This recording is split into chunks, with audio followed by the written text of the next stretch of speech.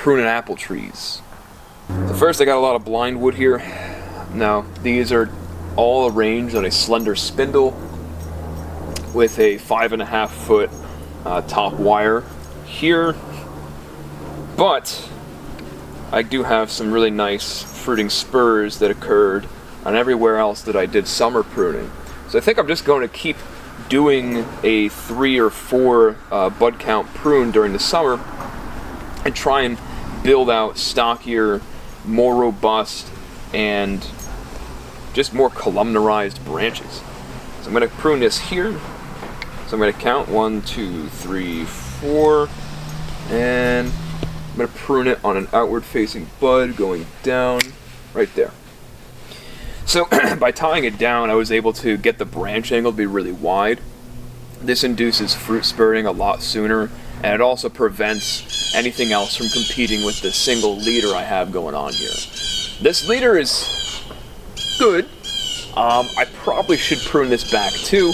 If you notice, there's a ton of blind wood on here. Blind wood, by the way, is just wood without any branching or spurring or anything else. It's blind because, I mean, there's really nothing there. So the top 6 inches or so from where you prune will actually induce branching. All these nodes will get hormones in them that will make them branch out. You can see that in a couple of the other ones, like this one that I summer pruned, where I pruned at the top, and then we have 1, 2, 3 different scaffolds that came out here. And if you look at the very top, this top one actually got 2 fruiting spurs at the very beginning of their base too. So when I'm pruning that one, I'm going to make sure I keep those. But this one, this is just too tall.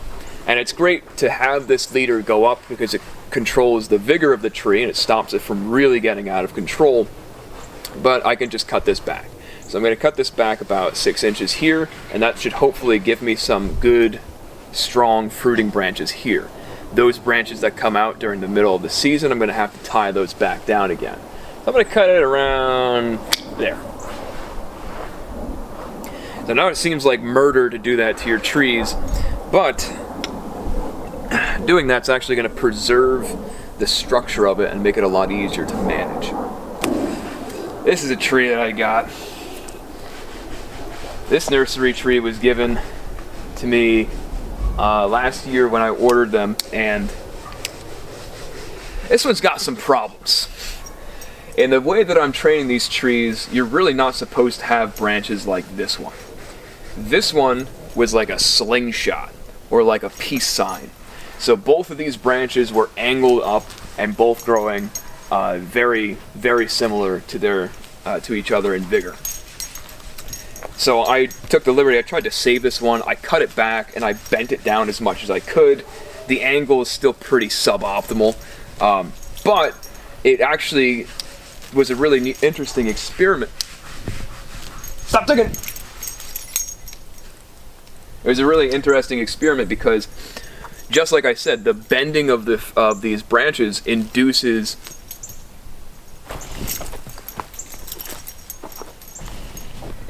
fruit spur formation. So you can see here on this Honeycrisp I have 1, 2, 3, 4, 5, 6, 7 different fruiting spurs that came out just from bending the branch down. They weren't there last year. But I still have some work to do. We don't really want any of these crow's feet. We want to have what's called a columnarized branch structure when you're doing a slender spindle like this. So anything that's coming out and forking like this, I'm going to cut back. So here's an example of a pretty crazy branch. We ended up getting a pretty good fruit spur here, and then we want to have one about a fist length away. But then we have this, and you're going to look at this and kind of wonder which way you want to go. First thing I would probably do is just get rid of this. So there's a water spout here, and there might be a small, very, very small fruiting spur on there, but this is just inconvenient. It's going to end up shading out all the other stuff underneath it, so I'm going to cut it back pretty hard. And then I have a fork here, and now I have to figure out which one I want. Do I want this one or do I want this one? I'm going to choose the one on the right because there's already a limb towards the left here. There's less underneath this space. So if it's going to grow one way, I'd rather it grow towards this end. And it's always sad to remove something like this, but you got to figure you're going to have to thin your fruit anyways. So by pruning, you're saving yourself by having to thin later on. So you're not actually wasting any fruit or potential fruit, because if you don't thin properly anyways, you're going to end up with biennial bearing, and that's no good. And then with this crazy fork, crow's foot looking thing, I'm just going to pick the lowest branch on here. None of this other stuff really developed in a way that I think is actually going to be good. So I'd really rather just pick the lower one here. So I'm going to snip that.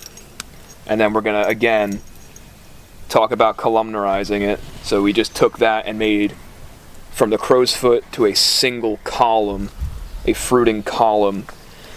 So when there's more spurs that are developing on this, either from the pruning wounds or just from the age of the wood and sun exposure, we have a fruiting column of wood.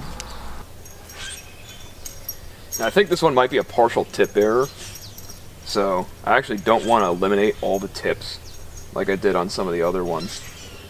For example, this one might set an apple, I have no idea. I have to see if it actually is going to flower. But this is Sundance, and I was getting mixed information online as to whether or not this is a tip bearer or a spur bearer. I see some spurs, but the amount of tips that this thing has set kind of screams to me like this is also a tip bearer. A tip bearing will just bear fruit on the tips of their branches, so if you remove all of those, then you really won't get any fruit. Very frustrating if that's the way you've been pruning it for a long time. So there's a tiny, tiny spur on this one, so I'm going to flip that out there. And then I'm just going to leave a couple of them just as an experiment to see if they actually end up flowering. So generally speaking, you want to cut all the ones that are super upright like this. They're called water spouts, but you can save them if you have fruiting spurs on them. Because if the fruiting spur, it's going to weigh it down and make it go kind of sideways. It's a little bit more liable to break, but if in a home orchard setting, you're probably going to be a little bit more gentle with your trees. These have good amount of support. There's windbreaks everywhere. I really don't foresee a single apple here actually breaking the branch. So after you prune your trees and you want to save some of the scions, you could just wrap them with a piece of tape, slap a label on there, make sure that they're trimmed enough to fit into a bag, and just put them in a bag, like a Ziploc bag, with a moist paper towel or even some cocoa core, and just keep them in the fridge until you're ready to graft them out. They can last quite a while. Just make sure that they don't get mold or any kind of rot. You could technically put them in a dunk of 10-to-1 bleach or hydrogen peroxide to prevent any mold or anything like that forming on there, but that's that.